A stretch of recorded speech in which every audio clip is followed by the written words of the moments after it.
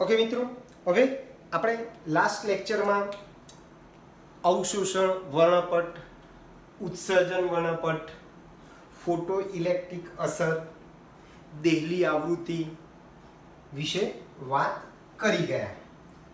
વર્ણપટ કેવી રીતે મળે છે એની પણ આપણે ચર્ચા કરી ગયા. બરોબર છે. આજે આપણે હાઇડ્રોજનનો રેખા વર્ણપટ જોવાનું છે. હાઇડ્રોજનનો રેખા વર્ણપટ.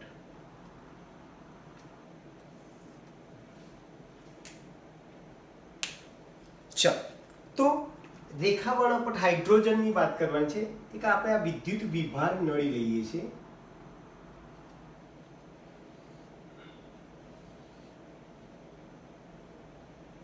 બરાબર છે. આ વિદ્યુત વિભાર નળી છે. આ વિદ્યુત વિભાર નળીમાં હાઇડ્રોજન વાયુ ભરેલું છે.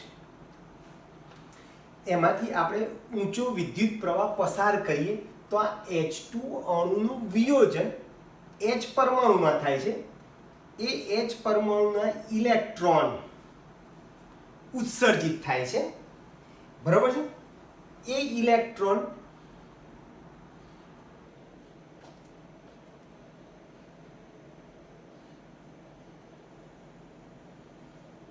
ને લેન્સ અને પ્રિઝમ, લેન્સમાંથી પસાર કર્યા પછી એને પ્રિઝમ ઉપર આપાત કરશો તો પ્રિઝમમાંથી બહાર નીકળ્યા પછી એ આ રીતે રેખાઓમાં વિભાજિત થાય છે. આ ફોટો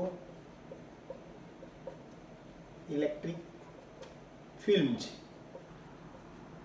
જ્યાં આ રેખાઓ પડે છે અને પરિણામે ફોટોગ્રાફિક ફિલ્મ ઉપર આપણને જુદા જુદા વિસ્તારમાં આવી રેખાઓ જોવા મળે છે. બરાબર છે. પારરક્ત છે, પારજાંબલી છે, દ્રશ્યમાન છે. આ પારરક્ત વિસ્તાર છે, આ દ્રશ્યમાન છે. બરાબર છે. પારરક્ત, પછી દ્રશ્યમાન, પારજાંબલી વગેરે વગેરે વિસ્તારમાં તમને રેખાઓ જોવા મળે છે. બરાબર. આમ રેખાઓ જોવા મળતી હોવાથી આને આપણે રેખીય વર્ણપટ કહેવું હોય તો પણ તમે એને કહી શકો છો. આ વિદ્યુત વિભાર નળી છે. ક્લિયર દોસ્તો? તો ફરીથી બોલું છું. આપણે શું કરીશું? વિદ્યુત વિભાર નળી લઈએ છીએ. એ વિદ્યુત વિભાર નળીમાં આપણે નીચા દબાણે હાઇડ્રોજન વાયુ ભરે છે અને એમાંથી ઊંચા વોલ્ટેજનો વિદ્યુત પ્રવાહ પસાર કરીએ તો હાઇડ્રોજન અણુ જે છે એનું વિયોજન થાય છે પરમાણુમાં. બરોબર છે. પરમાણુમાં વિયોજન થાય છે અને પરિણામે એ પરમાણુ ઉત્તેજિત થવાથી, એમાં રહેલા ઇલેક્ટ્રોન ઉત્તેજિત થવાથી જુદી જુદી આવૃત્તિવાળા વિદ્યુત ચુંબકીય વર્ણપટ એટલે કે તમને રેખાઓ જોવા મળે છે. હવે સૌપ્રથમ બામર નામના વૈજ્ઞાનિકે આ રીતે હાઇડ્રોજન વર્ણપટ મેળવેલો. બરોબર છે. અને એ વર્ણપટની રેખાની તરંગ સંખ્યા, આ રેખાઓની તરંગ સંખ્યા V12 શોધવા માટે એણે સૂત્ર આપ્યું 109 109 677 1/2 square minus 1/n square semi inverse, જ્યાં n બરાબર તમે 3 કે 3 થી વધારે 3, 4, 5 તમે લઈ શકો છો. એટલે એને આ જે રેખાઓ જોવા મળી, બામર નામના વૈજ્ઞાનિકને બામર શ્રેણી કીધી. આ જે રેખાઓના સમૂહને શ્રેણી કહીશું.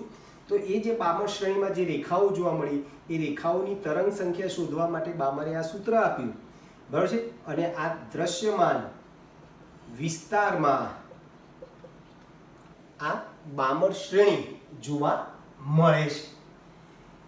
આ સૂત્ર દ્વારા વર્ણન કરાયેલી રેખાઓની શ્રેણીને, આ સૂત્ર દ્વારા વર્ણન કરાયેલી રેખાઓની શ્રેણીને બામર શ્રેણી કહીશું.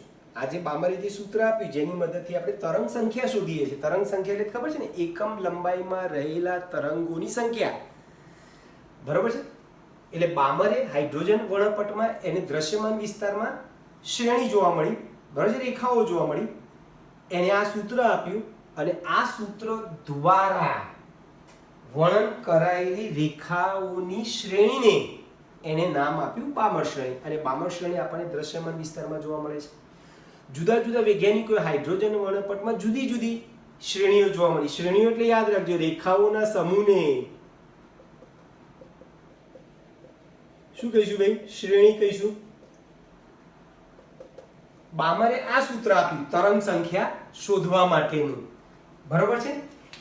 રીડબર્ગે આ જ સૂત્ર આપ્યું, રીડબર્ગ સમીકરણ તરંગ સંખ્યા શોધવા માટેનું. આનું આ સૂત્ર 109,677 1/n1² - 1/n2² સેમી ઇન્વર્સ. આ સૂત્રની મદદથી તમે રેખાઓની તરંગ સંખ્યા શોધી શકો છો. જ્યાં n1 બરાબર 1 2 3 તમે લેવો તો n2 બરાબર શું થાય? n1 + 1 n2 + 1 n3 + 1 આ રીતે તમે લઈ શકો છો, બરાબર છે. અથવા તો તમે n1 + 1 n1 + 2 n1 + 3 એમ પણ તમારે n2 બરાબર લેવો તો તમે લઈ શકો છો, બરાબર છે. n1 + 1 પછી n1 + 2 કરવો તો એ મને વાંધો નથી, બરાબર છે. પછી n1 + 3 કરો, કઈ ફરક નહીં પડે. એટલે અહીંયા n ની કિંમત 1 લો તો અહીંયા 2 3 4 લો, અહીંયા 2 લો તો અહીંયા 3 4 5 લો, અહીંયા 3 લો તો અહીંયા 4 5. ટૂંકમાં અહીંયા જે આંકડો એના પછીના આંકડાથી તમારે લેવાનો. n1 બરાબર તમે 1 લેશો તો n2 બરાબર તમારે શું લેવા પડે? 2 લો, કાં તો 3 લો, કાં તો 4 લો. n1 બરાબર 2 લો દાખલા તરીકે તો n2 બરાબર 3 4 5. એના ઉપરથી એક નાનકડો તમને હાઇડ્રોજન વર્ણપટમાં જે રેખાઓ જોવા મળે છે, કઈ કઈ રેખાઓ જોવા મળે છે એ હું તમને કહી દઉં. શ્રેણીનું નામ, એના માટે n1 n2 આ સૂત્રમાં, અને કયા વિસ્તારમાં એ રેખાઓ જોવા મળે છે એની વાત કરવાની છે આપણે. તો બરાબર યાદ રાખજો, લાઇમેન શ્રેણી, બામર, પાસ્ચન, બ્રેકેટ અને ફુંડ. ફુંડ બી કહે, ઘણા હુંડ બી કહે છે. હવે આ લાઇમેન માટે n બરાબર 1, બામર માટે 2. એટલા માટે તમે જુઓ બામરનું જે સૂત્ર હતું બામર શ્રેણીનું, જો n1 બરાબર શું લીધું? 2 લીધું. તો આ n બરાબર શું થાય? 2 કરતા વધારે. જો 3 4 ક્રમમાં લે 3 4 5. બોલો n1 બરાબર આ લો તો n2 બરાબર શું લે? 1 નહીં લેવાનું. પછી 2 3 4 ડેશ ડેશ ડેશ, અહીંયા 3 4 5 4 5 6 5 6 7 6 7 8 વગેરે વગેરે લઈ શકો. ચલો હમણાં જ આપણે કીધું આ બામર શ્રેણી કયા વિસ્તારમાં મળે? દ્રશ્યમાન વિસ્તારમાં. આ પાર જાંબલી અને બાકીના બધા જે છે પાર રક્ત વિસ્તારમાં તમને જોવા મળે છે. તો હાઇડ્રોજન વર્ણપટમાં કુલ 5 શ્રેણી મળે છે. કોઈ પણ શ્રેણીમાં મળતી રેખાઓની તરંગ સંખ્યા, કોઈ પણ શ્રેણીમાં મળતી રેખાઓની તરંગ સંખ્યા શોધવા માટે રીડબર્ગે આ સમીકરણ આપ્યું. 109,677 1/n1² - 1/n2² cm inverse. n1 બરાબર કઈ શ્રેણી માટે n1 કેટલો લેવાનો અને n2 કયો લેવાનો, એની ઉપરથી તમે તરંગ સંખ્યા શોધવી હોય તો તમે શોધી શકો છો. ક્લિયર? તો આટલી વસ્તુ ખ્યાલ આવી જશે ભાઈ. છેલ્લી વાર બોલું છું, હાઇડ્રોજન વર્ણપટમાં તમારે શું કરવાનું છે? વિદ્યુત વિભાર નળીમાં હાઇડ્રોજન વાયુ ભર્યો, એમાંથી ઊંચા દબાણે વિદ્યુત પ્રવાહ પસાર કર્યો, હાઇડ્રોજન અણુનું વિયોજન થઈ હાઇડ્રોજન પરમાણુ બન્યો. એ હાઇડ્રોજન પરમાણુ ઉત્તેજિત થાય છે અને જુદી જુદી આવૃત્તિવાળા વિદ્યુત ચુંબકીય વર્ણપટ મળે છે. વર્ણપટ મળે છે મીન્સ રેખાઓ મળે છે. સૌ પ્રથમ બામન નામના વૈજ્ઞાનિકે હાઇડ્રોજન વર્ણપટ મેળવ્યો. એમાં એને જે તરંગ સંખ્યા માટેનું સૂત્ર આપ્યું, આ તરંગ સંખ્યાનું જે સૂત્ર જે છે, આ સૂત્ર જે આપ્યું એને, આ સૂત્ર દ્વારા વર્ણન કરાયેલી રેખાની શ્રેણીને, આ સૂત્ર દ્વારા વર્ણન કરાયેલી રેખાની શ્રેણીને બામણ શ્રેણી નામ આપ્યું. અને આ બામણ શ્રેણી જે છે દ્રશ્યમાન વિસ્તારમાં જોવા મળે છે. હાઇડ્રોજન વર્ણપટમાં કુલ 5 શ્રેણી મળે છે. કોઈ પણ શ્રેણીમાં રહેલી તરંગ સંખ્યા શોધવા માટે રીડબર્ગે આ સમીકરણ આપ્યું. n1 બરાબર તમારે આ 1 2 3 4 5 લેવાના અને n2 બરાબર એના પછીના આંકડાથી તમારે શરૂઆત કરવાની છે. અને આના ઉપરથી આ સૂત્રને આધારે આપણે ભવિષ્યમાં દાખલા કરીશું. હવે આપણે, તમને ખબર છે કે ભાઈ સૌ પ્રથમ પરમાણુની રચના માટે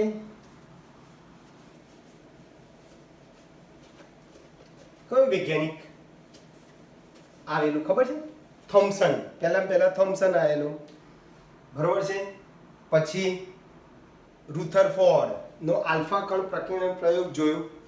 પછી આવ્યો બોર, બરોબર છે. એટલે બોરની અભિધારણાઓ અથવા હાઇડ્રોજન પરમાણુનો, હાઇડ્રોજન પરમાણુ માટે બોર નો નમૂનો, અથવા તમે બોરની અભિધારણાઓ પણ કહેવું તો કહી શકો.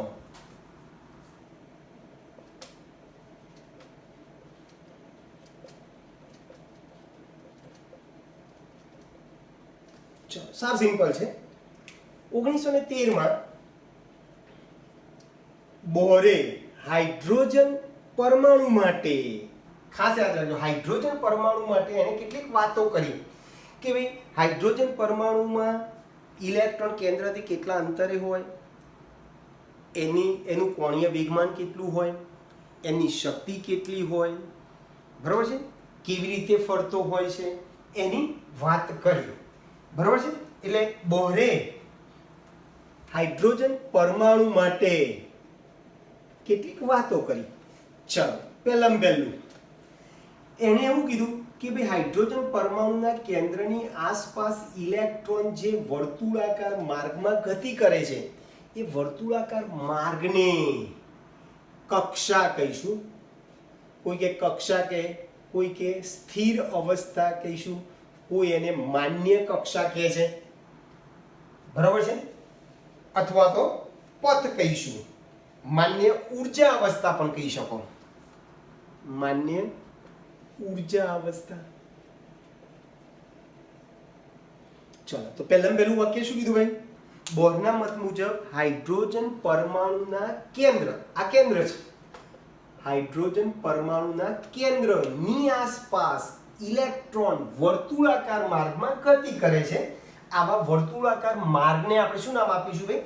કક્ષા અથવા સ્થિર અવસ્થા અથવા શું કીધું ભાઈ? માન્ય ઉર્જા અવસ્થા કહીશું. બરોબર છે? ક્લિયર? ચાલો, બીજો મુદ્દો. હવે જ્યારે ઇલેક્ટ્રોન આ માન્ય ઉર્જા અવસ્થામાં ઇલેક્ટ્રોન જ્યારે ફરતો હોય ત્યારે એની ઉર્જા અચળ રહે છે. સપોઝ કે આ કેન્દ્ર છે, આ માન્ય કક્ષામાં એક ઇલેક્ટ્રોન ફરે છે, બરાબર, એની ઉર્જા અચળ છે.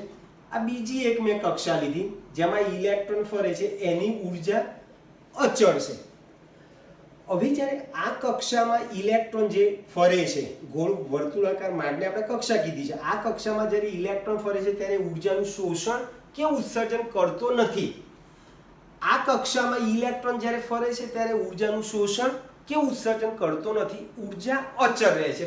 પણ ઇલેક્ટ્રોનને આ માન્ય કક્ષામાંથી ઇલેક્ટ્રોનને સપોઝ કે આ માન્ય કક્ષામાં આવવું છે તો એ ચોક્કસ ઉર્જાનું ફોટોન સ્વરૂપે, ક્વોન્ટમ સ્વરૂપે ઉર્જાનું એ અવશોષણ કરશે અને ઇલેક્ટ્રોન નીચા ઉર્જા સ્તરમાંથી ક્યાં જશે?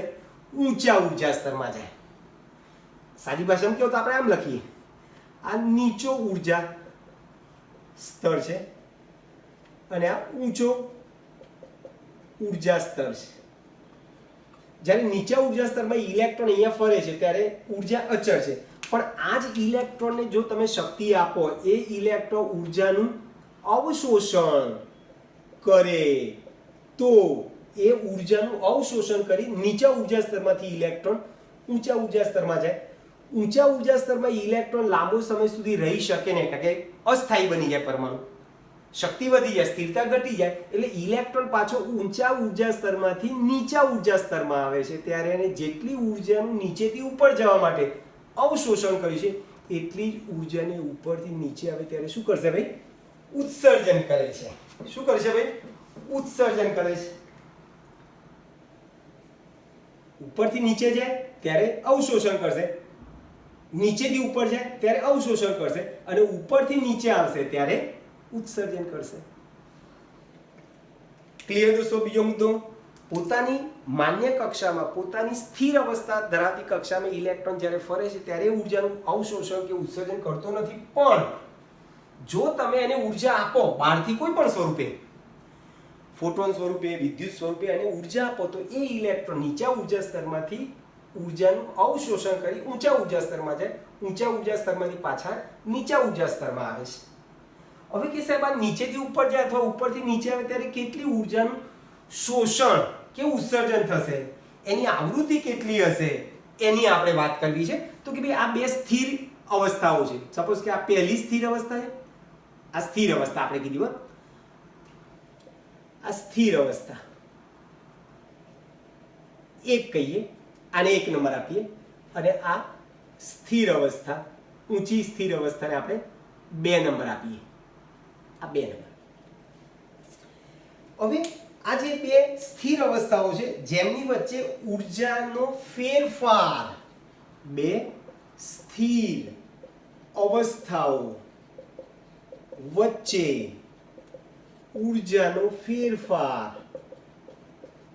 ડેલ્ટા ઈ હોય. એ કેટલો હોય? તો કે નીચેથી E1 ઉર્જામાંથી E2 માં જાય, E2 માંથી પાછો E1 માં આવે, તો E2 માઇનસ E1 જેટલી ઉર્જાનું શું કરશે ભાઈ? ઉત્સર્જન કરશે કાં તો શોષણ કરશે. બરોબર છે? અને એને આધારે તમારે વિકિરણની આવૃત્તિ શોધવી હોય, વિકિરણની જે ઉત્સર્જિત વિકિરણ થાય, વિકિરણની આવૃત્તિ શોધવી હોય, ન્યુ બરાબર આપણી જો સૂત્ર આવું યાદ છે, E બરાબર h ન્યુ, ઉર્જાનો ફેરફાર ડેલ્ટા E થાય છે, એટલે ડેલ્ટા E બરાબર h ન્યુ. આમાંથી ન્યુ ને સૂત્રણ કરતા બને તો શું થાય? Delta E upon h. Delta E એટલે E2 minus E1 upon h.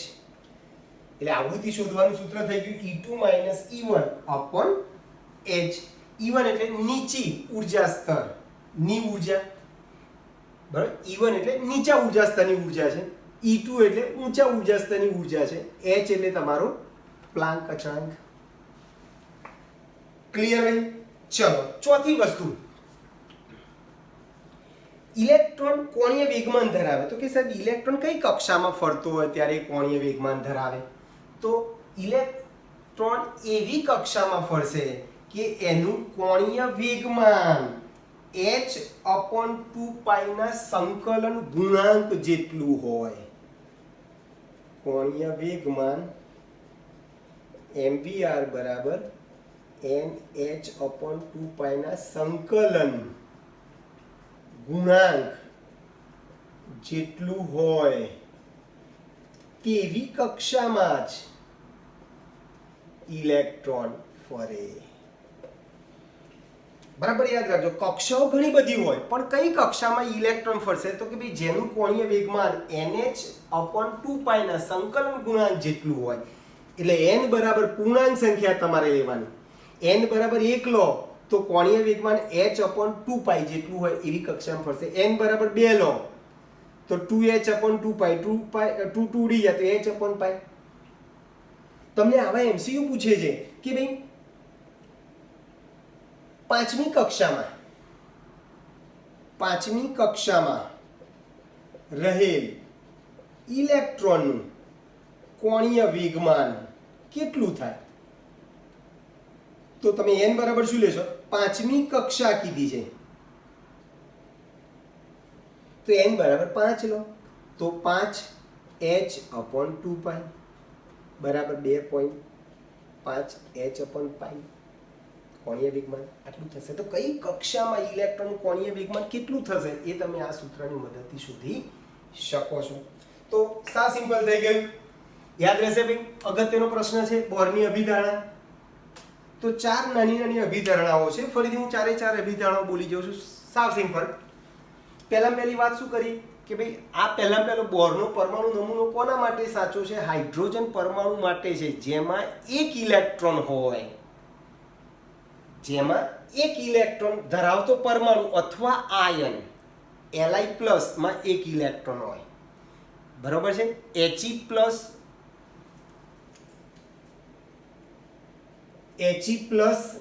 Li+2 અને Be+3 અને હાઇડ્રોજન. ચલો આ બધામાં એક ઇલેક્ટ્રોન હોય એટલે આ હાઇડ્રોજન પરમાણુ અને આ આયન માટે બોરનો પરમાણુ નમૂનો સાચો છે. એક ઇલેક્ટ્રોન ધરાવતો પરમાણુ હાઇડ્રોજન અથવા એક ઇલેક્ટ્રોન ધરાવતા બધા આયન He+, Li+2, Be+3 માટે આ સાચો છે. ચલો પહેલી અભિધારણા શું કહીશું ભાઈ કે હાઇડ્રોજન પરમાણુ જે છે એ કેન્દ્રની આજુબાજુ ઇલેક્ટ્રોન ચોક્કસ ગતિથી ચોક્કસ ઉર્જા સાથે શું કરે છે? ફરતો હોય છે. કેન્દ્રની આસપાસ ઇલેક્ટ્રોન ચોક્કસ ગતિથી ચોક્કસ ઉર્જાથી ઇલેક્ટ્રોન પરિભ્રમણ કરે છે. આવા પથને આવા માર્ગને કક્ષા અથવા સ્થિર અવસ્થા અથવા માન્ય ઉર્જા અવસ્થા કહીશું અથવા માન્ય કક્ષા કહીશું. નંબર 2, જ્યારે માન્ય કક્ષામાં અથવા તો સ્થિર અવસ્થા ધરાવતી કક્ષામાં જ્યારે ઇલેક્ટ્રોન ફરે છે ત્યારે એની ઉર્જા અચળ છે. પણ એક માન્ય કક્ષામાંથી ઇલેક્ટ્રોન ઉર્જાનું અવશોષણ કરી બીજી માન્ય કક્ષામાં જાય, ઊંચા ઉર્જા ધરાવતી માન્ય કક્ષામાં જાય ત્યારે એ પરમાણુ અસ્થિર બને છે. એટલે ઊંચા ઉર્જા સ્તરમાંથી પાછો ઇલેક્ટ્રોન ક્યાં આવે? નીચા ઉર્જા સ્તરમાં આવે. તો નીચેથી ઉપર જવા માટે એને જેટલી ઉર્જાનું અવશોષણ કર્યું હોય એટલી જ ઉર્જાનું ઉપરથી નીચે આવે ત્યારે શું કરે ભાઈ? ઉત્સર્જન કરે. આ બે સ્થિર અવસ્થાઓ વચ્ચે ઉર્જાનો ફેરફાર ડેલ્ટા E E2 - E1 જેટલો થાય. અને આ ઉત્સર્જિત વિકિરણની આવૃત્તિ તમારે શોધવી હોય તો આવૃત્તિ શોધવા માટેનું સૂત્ર છે ડેલ્ટા E/h E2 - E1/h કહી શકો. અને 4, ઇલેક્ટ્રોન કઈ કક્ષામાં ફરશે? તો કે ભાઈ જે કક્ષામાં ઇલેક્ટ્રોનનું કોણીય વેગમાન nh/2π ના સંકલન ગુણાંક જેટલું હોય તેવી કક્ષાઓમાં જ ફરે છે. તેવી કક્ષાઓમાં જ ઇલેક્ટ્રોન ફરે છે. આવી કક્ષાઓને શું નામ આપ્યું ભાઈ? માન્ય કક્ષા કહીશું. હાઇડ્રોજન માટે વાત કરીએ તો હાઇડ્રોજનમાં પહેલા નંબરની કક્ષા જે છે n બરાબર 1 લેશો તો પહેલા નંબરની કક્ષામાં ઇલેક્ટ્રોન ફરે છે માટે પહેલા નંબરની કક્ષા હાઇડ્રોજન માટે માન્ય કક્ષા થઈ જાય. બરાબર છે. ઇલેક્ટ્રોન કઈ કક્ષામાં ફરશે? તો કે ભાઈ જેનું કોણીય વેગમાન આ સૂત્ર મુજબ હોય એ કક્ષામાં ઇલેક્ટ્રોન ફરે અને એવી કક્ષાને આપણે કઈ કક્ષા કહીશું ભાઈ? માન્ય કક્ષા કહીશું. કોઈ પણ કક્ષામાં રહેલ ઇલેક્ટ્રોન કોણીય વેગમાન શોધવું હોય તેના માટે આ સૂત્ર છે. ભાઈ 5 નંબરની કક્ષામાં ઇલેક્ટ્રોન કોણીય વેગમાન શોધવું હોય તો સ્મોલ n બરાબર તમે 5 લો. આના ઉપરથી બોરે હાઇડ્રોજન માટે કે ભાઈ હાઇડ્રોજન પરમાણુમાં ઇલેક્ટ્રોનની ઉર્જા કેટલી હોય, હાઇડ્રોજન પરમાણુમાં રહેલા ઇલેક્ટ્રોન કેન્દ્રથી અંતર કેટલું હોય, અંતર વધે તો એની ઉર્જામાં શું ફેરફાર થાય, ઇલેક્ટ્રોનની ઉર્જામાં શું ફેરફાર થાય, એના વિશે 4-5 મુદ્દા બોરે કીધા જેની આપણે ચર્ચા કરીએ.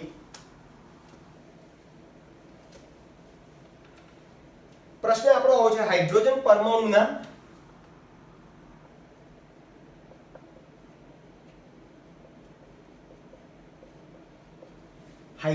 પરમાણુના બોરના નમૂના પ્રમાણે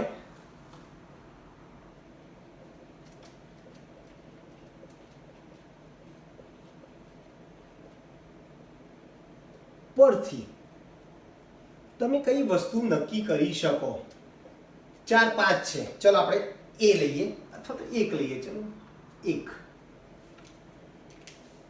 સાવ સિમ્પલ છે. પહેલી હમણાં કીધું કે ભાઈ ઇલેક્ટ્રોન માટેની સ્થિર કક્ષાઓને ઇલેક્ટ્રોન માટેની સ્થિર કક્ષાઓને 1 2 3 4 5 પૂર્ણાંક સંખ્યા વડે દર્શાવાય છે, જેને આપણે મુખ્ય ક્વોન્ટમ આંક કહીશું. એટલે મુખ્ય ક્વોન્ટમ આંકને તમે સ્થિર કક્ષાઓ કહી શકો. બરાબર છે? એટલે જે ઇલેક્ટ્રોન જે વર્તુળાકાર માર્ગમાં ફરે છે જેને આપણે કક્ષાઓ કહીશું, જેને આપણે સ્મોલ n વડે દર્શાવીશું. બરાબર છે? મુખ્ય ક્વોન્ટમ આંક વડે દર્શાવીશું. એટલે પહેલો મુદ્દો છે ઇલેક્ટ્રોન માટેની સ્થિર કક્ષાઓને આપણે શેને દર્શાવીશું ભાઈ? સ્મોલ n વડે મુખ્ય ક્વોન્ટમ આંક થી દર્શાવાય છે, અને એ કક્ષાઓનું મૂલ્ય પૂર્ણાંક જ હોય. હા, ધન પૂર્ણાંક જ હોય. ચલો, હવે આ જે સ્થિર કક્ષાઓ જે છે એ સ્થિર કક્ષાઓની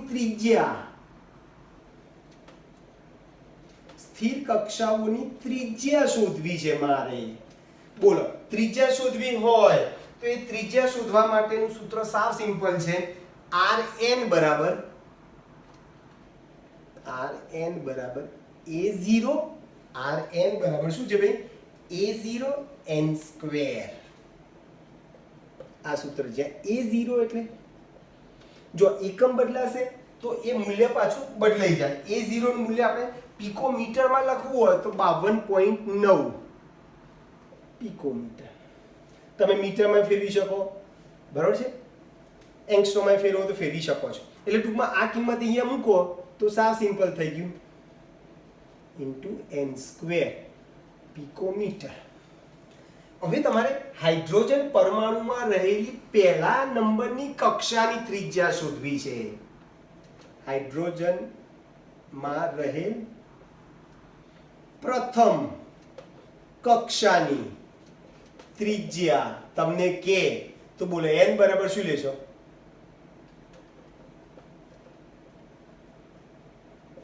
એકલો. તો શું થશે આ સૂત્ર મુજબ? 52.9 પિકોમીટર થાય. n બરાબર એકલો, જેને આપણે બોર કક્ષા કહીશું. આ પહેલા નંબરની કક્ષાને આપણે શું કહીશું ભાઈ? બોર કક્ષા. કોઈ કહેશે અમારે બીજા નંબરની કક્ષામાં રહેલી બીજા નંબરની કક્ષાની મારે ત્રિજ્યા શોધવી છે, તો n બરાબર 2 લો.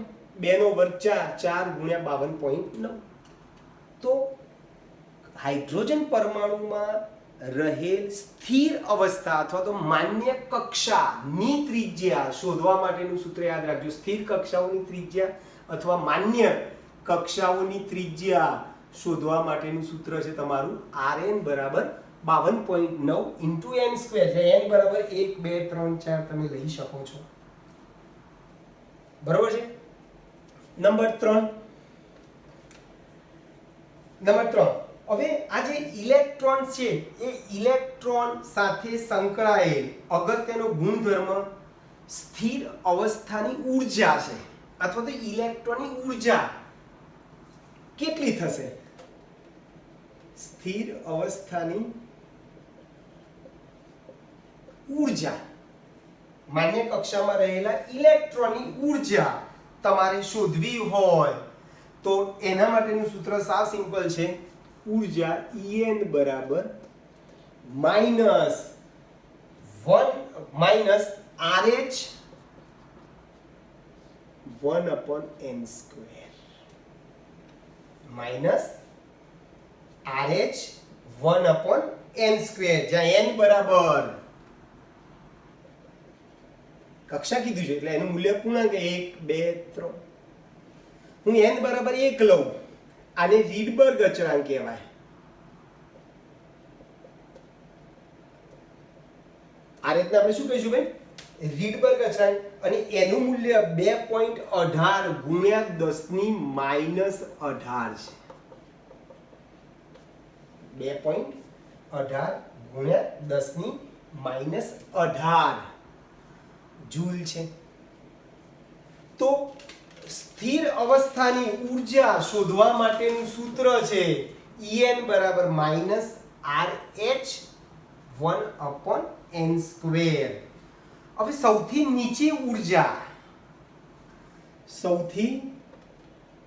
નીચી ઊર્જા અવસ્થા માટે n બરાબર તમે શું લઈ શકો? n બરાબર 1 લો. તો n બરાબર 1 લો તો પહેલા નંબરની ઊર્જા, પહેલા નંબરની સ્થિર અવસ્થાની ઊર્જા કેટલી થશે? આ રીતની કિંમત મૂકો 2.18 ગુણ્યા 10 ની -18 1/1². એટલે એનું એ જ -2.18 ગુણ્યા 10 ની -18 જૂલ. ચલો, કોઈ કે આ સૌથી નીચી ઊર્જા અવસ્થા માટે n બરાબર 1 લીધો. કોઈ કે સાહેબ ઊંચી ઊર્જા અવસ્થા કેવી હતો? n બરાબર 2. ઊંચી ઊર્જા અવસ્થા કેવી? બોલો, ઊંચી ઊર્જા અવસ્થા માટે n બરાબર 2 લો તો E2 બરાબર શું થશે? -2.18 ગુણ્યા 10 ની -18 1/2². જવાબ જૂલમાં. ક્લિયર દોસ્તો? તો કોઈ પણ સ્થિર અવસ્થાની ઊર્જા તમારે શોધવી હોય, ઊર્જા શોધવી હોય તો એના માટેનું સૂત્ર છે હાઇડ્રોજન માટે, ખાસ યાદ રાખજો, En બરાબર -RH 1/n². સૌથી નીચી ઊર્જા અવસ્થા માટે n બરાબર 1 લો. ઊંચી ઊર્જા અવસ્થા માટે 1 કરતાં વધુ લો, 2 3 4 તમે જે લો 2 લો.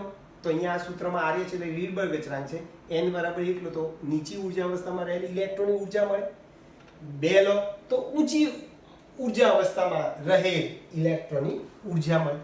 હવે મેં હમણાં જ તમને કીધું કે ભાઈ આ સૂત્ર છે, સપોઝ કે આ સૂત્રમાં કે સાહેબ આ માઇનસ નિશાની કેમ લખો છો? તો હંમેશા યાદ રાખો કે ઇલેક્ટ્રોન જ્યારે નીચેથી ઉપર જાય ત્યારે ઊર્જાનું અવશોષણ કરે છે, ઉપરથી નીચે આવે ત્યારે ઊર્જાનું શું કરે છે? ઉત્સર્જન કરે છે. હવે ઇલેક્ટ્રોન જે છે, કેન્દ્ર અને ઇલેક્ટ્રોન વચ્ચે હંમેશા શું થાય? તો કે આકર્ષણ થાય. જ્યારે પણ આકર્ષણ થાય ત્યારે હંમેશા ઊર્જામાં શું થાય? ઘટાડો થાય. અને ઊર્જામાં ઘટાડો દર્શાવે છે આ ઋણ સંજ્ઞા. આ ઋણ સંજ્ઞા શું સૂચવે છે ભાઈ? ઊર્જામાં થતો ઘટાડો દર્શાવે છે. ઊર્જામાં થતો ઘટાડો એ ઋણ સંજ્ઞા દર્શાવે છે. હવે આપણે આ જે વાત કરી એ સ્પેશિયલ હાઇડ્રોજન પરમાણુ માટે વાત કરી, પણ કે સાહેબ કોઈ પણ પરમાણુમાં રહેલ માન્ય કક્ષા અથવા સ્થિર અવસ્થા ધરાવતી કક્ષાની મારે ત્રિજ્યા શોધવી છે, એમાં રહેલા ઇલેક્ટ્રોનની મારે ઊર્જા શોધવી છે, તો હું શું કરી શકું? એને આપણે વાત કરીએ. ચલો, એ પહેલા ફરીથી 2 મિનિટ આ જોઈ લઈએ. હાઇડ્રોજન માટે ઇલેક્ટ્રોનની સ્થિર કક્ષાઓને આપણે શેને દર્શાવીશું? ઇલેક્ટ્રોનની સ્થિર કક્ષાઓને આપણે મુખ્ય ક્વોન્ટમ આંક n વડે દર્શાવીશું. n નું મૂલ્ય 1 2 3 હોઈ શકે. સ્થિર કક્ષાઓની ત્રિજ્યા શોધવા માટેનું સૂત્ર છે હાઇડ્રોજન માટે 52.9 n² પિકોમીટર. n એટલે પહેલા નંબરની કક્ષા લેશો તો એમાં પહેલા નંબરની માન્ય કક્ષાની તમને ત્રિજ્યા મળશે. n બરાબર 1 લો તો એ જે કક્ષા માન્ય કક્ષા મળશે એને આપણે બોર કક્ષા પણ કહી શકીએ. સ્થિર અવસ્થાની ઊર્જા શોધવી હોય તો તમે આ સૂત્ર વાપરી શકો. n બરાબર 1 લેશો તો સૌથી નીચે ઊર્જા અવસ્થાની ઊર્જા મળશે, અને 1 કરતાં વધારે લેશો તો ઊંચી ઊર્જા અવસ્થાની ઊર્જા મળશે. હવે ચોથો મુદ્દો કે સાહેબ કોઈ પણ પરમાણુ માટે વાત કરવી છે મારે, તો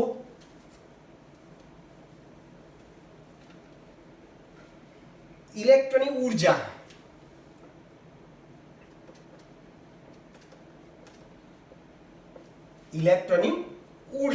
જ્યારે આપણે En કહીશું, ચલો સૂત્ર શું છે? -RH. ચલો, RH એટલે રીડબર્ગ અચળાંક, એનું મૂલ્ય કેટલું છે? માઇનસ નિશાની છે, મૂલ્ય કેટલું છે? 2.18 ગુણ્યા 10 ની 18 Z²/n². જૂલ. હવે બરાબર જોજો, તમારે હાઇડ્રોજન માટે Z બરાબર કેટલો છે? પરમાણુય ક્રમાંક 1. પ્રથમ કક્ષામાં રહેલ ઇલેક્ટ્રોનની ઊર્જા શોધવી છે, તો બોલો n બરાબર શું લેશો? 1 લેશો. તો હાઇડ્રોજનમાં રહેલ પ્રથમ કક્ષામાં રહેલ ઇલેક્ટ્રોનની ઊર્જા શોધવી હોય તો Z બરાબર હાઇડ્રોજન માટે 1 અને n બરાબર પ્રથમ કક્ષામાં રહેલી ઇલેક્ટ્રોનની ઊર્જા મળે. કોઈ કહે સાહેબ મારે હાઇડ્રોજન પરમાણુમાં બીજા નંબરની કક્ષામાં રહેલી ઇલેક્ટ્રોનની ઊર્જા શોધવી છે, તો તો હાઇડ્રોજન માટે Z બરાબર 1 જ છે. બીજી કક્ષામાં શોધવું હતું n બરાબર શું લેશો ભાઈ તમે? 2. ક્લિયર? કોઈ કહેશે મારે ઓક્સિજનમાં રહેલ પ્રથમ કક્ષાની ઇલેક્ટ્રોનની શક્તિ શોધવી છે, તો શું કરશો ભાઈ? ઓક્સિજન માટે Z બરાબર શું લખશો તમે? 8. પહેલા નંબરની કક્ષામાં રહેલી ઇલેક્ટ્રોનની શક્તિ શોધવી હોય તો n બરાબર 1. તો Z એ પરમાણુ ક્રમાંક છે અને n એ કક્ષાનો નંબર છે. એ જે તે પરમાણુમાં રહેલ જે તે કક્ષામાં રહેલ ઇલેક્ટ્રોનની શક્તિ શોધવા માટેનું સૂત્ર આ છે. અને ત્રિજ્યા શોધવા માટેનું સૂત્ર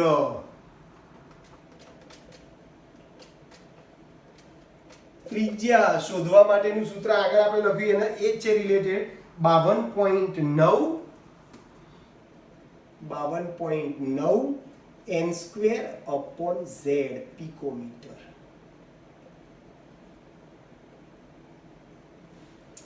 ચલો ફરીથી આમાં બી આની જેમ તમે વાત કરવી હોય, બોલો હાઇડ્રોજન માટે Z બરાબર શું લેશો? 1. ચલો પ્રથમ કક્ષા ની ત્રિજ્યા શોધવી છે તો પ્રથમ કક્ષા માટે n બરાબર શું લેશો? 1. તો શું થઈ જશે? સીધે સીધો અહીંયા એક લો તો હાઇડ્રોજન પરમાણુની પ્રથમ કક્ષા જેને આપણે બોર કક્ષા કીધેલી છે એની ત્રિજ્યા કેટલી થશે? સીધી 52.9. બોર કક્ષાની ત્રિજ્યા તમને પૂછે તો 52.9 પિકોમીટર થશે. પિકોમીટર. ક્લિયર ભાઈ?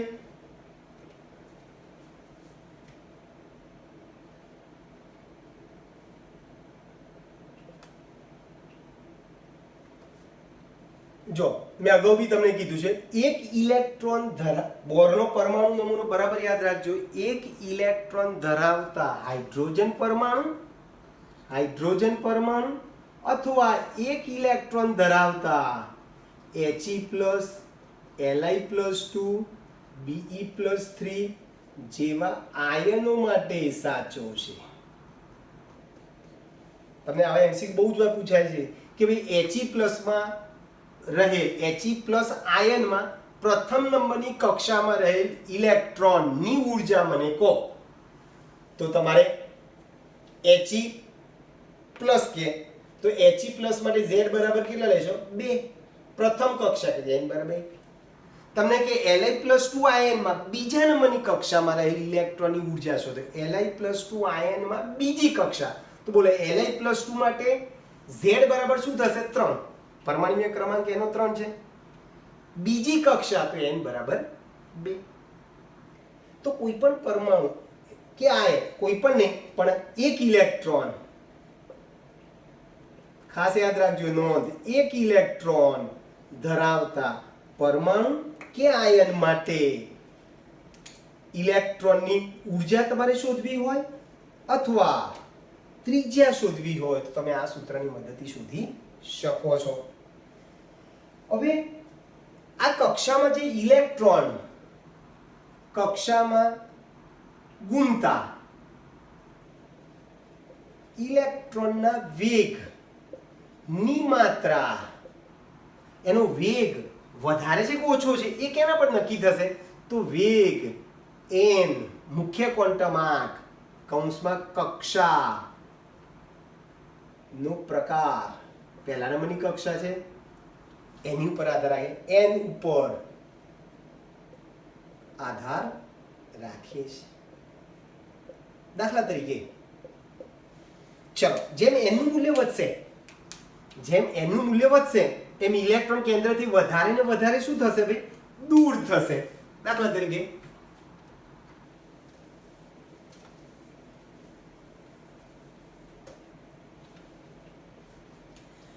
સપોઝ કે આ કેન્દ્ર છે, આ પહેલા નંબરની માન્ય કક્ષા, આ બીજા નંબરની માન્ય કક્ષા, ત્રીજા નંબરની માન્ય કક્ષા.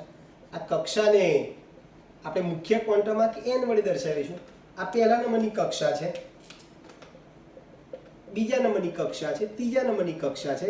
આ બધામાં ઇલેક્ટ્રોન ફરતા હોય છે ચોક્કસ ઉર્જાથી, પોતપોતાની કક્ષા છોડતા નથી. પણ તમે આને ઉર્જા આપશો તો એ ઉર્જાનું અવશોષણ કરી નીચેથી ઉપર જશે. અહીંયા રહેલ ઇલેક્ટ્રોન ઉર્જાનું ઉત્સર્જન કરશે તો અહીંયાથી ઊંચામાંથી પાછા ક્યાં આવશે? નીચામાં આવશે.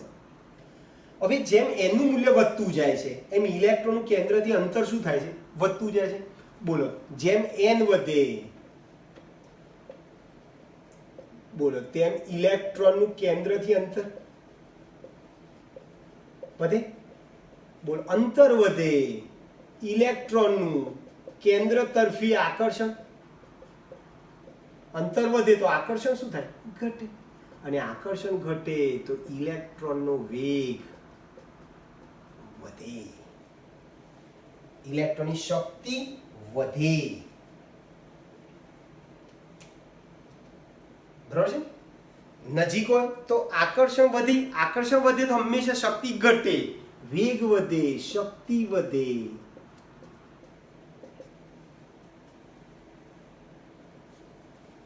બરાબર છે? તમે આ સૂત્ર મુજબ બી તમે એની કિંમત વધારશો તો આ મૂલ્ય વધવાનું છે. બરાબર? એનું મૂલ્ય વધશે તો આ સૂત્ર મુજબ ઈ નું મૂલ્ય શક્તિ ઇલેક્ટ્રોનની વધવાની છે. તો હાઇડ્રોજન પરમાણુના બોરના પરમાણુના નમૂના ઉપરથી આ 5 વસ્તુ આપણને ખ્યાલ આવી ગયો. ખ્યાલ આવશે ભાઈ? પાંચે 5 વસ્તુ. બરોબર છે કે ભાઈ માન્ય કક્ષાઓ તમે મુખ્ય ક્વોન્ટમમાંથી દર્શાવો છો. ક્લિયર? માન્ય કક્ષામાં ઇલેક્ટ્રોન જ્યારે ફરે છે ત્યારે એની ઉર્જા અચળ રહે છે, પણ જ્યારે નીચેથી ઉપર આવે કે ઉપરથી નીચે આવે ત્યારે ઉત્સર્જિત વિકિરણની આવૃત્તિ તમે શોધી શકો. માન્ય કક્ષાની ત્રિજ્યા તમારે શોધવી હોય તો તમે ત્રિજ્યા શોધવા માટેનું સૂત્ર હાઇડ્રોજન માટે 52.9 પિકોમીટર n² પિકોમીટર છે. બરાબર છે? માન્ય કક્ષામાં રહેલી ઇલેક્ટ્રોનની ઉર્જા હાઇડ્રોજન પરમાણુ માટે વાત કરી તો En બરાબર શું છે? -RH1/n². કોઈ પણ પરમાણુમાં રહેલ ઇલેક્ટ્રોનની ઉર્જા શોધવી હોય, સ્થિર અવસ્થાની ઉર્જા શોધવી હોય તો ઉર્જા શોધવા માટેનું સૂત્ર છે -RH. RH ને રીડબર્ગ અચળાંક કહીશું, એનું મૂલ્ય 2.18 × 10−18 જૂલ છે. આ સૂત્રની મદદથી ઇલેક્ટ્રોનની ઉર્જા શોધી શકો. આ સૂત્રની મદદથી ત્રિજ્યા શોધી શકો. કક્ષામાં ઘૂમતા ઇલેક્ટ્રોનના વેગની માત્રા મુખ્ય ક્વોન્ટમ આંક ઉપર આધાર રાખે છે. જેમ એનું મૂલ્ય વધતું જાય, ઇલેક્ટ્રોનનું કેન્દ્રથી અંતર વધતું જાય, આકર્ષણ ઘટતું જાય, વેગ વધતો જાય. તો આ બધી ચર્ચા આપણે બોરેન હાઇડ્રોજન પરમાણુ માટે અથવા એક ઇલેક્ટ્રોન ધરાવતા આયન માટે એણે વાત કરી. ઓકે દોસ્તો, હજુ હાઇડ્રોજન પરમાણુની અભિધારણાઓ જોઈએ, એની મર્યાદા શું છે. બરાબર છે? હાઇડ્રોજન રેખા વર્ણપટની સમજૂતી શું છે, આ સૂત્ર કેવી રીતે એપ્લાય કરીશું, સૂત્ર કેવી રીતે આવ્યું, એની ચર્ચા આપણે નેક્સ્ટ લેક્ચરમાં કરીશું. ઓકે દોસ્તો, તો અહીં સુધી આપણે રાખીએ છીએ, બાકીનું આપણે નેક્સ્ટ લેક્ચરમાં ભણીશું. બાય.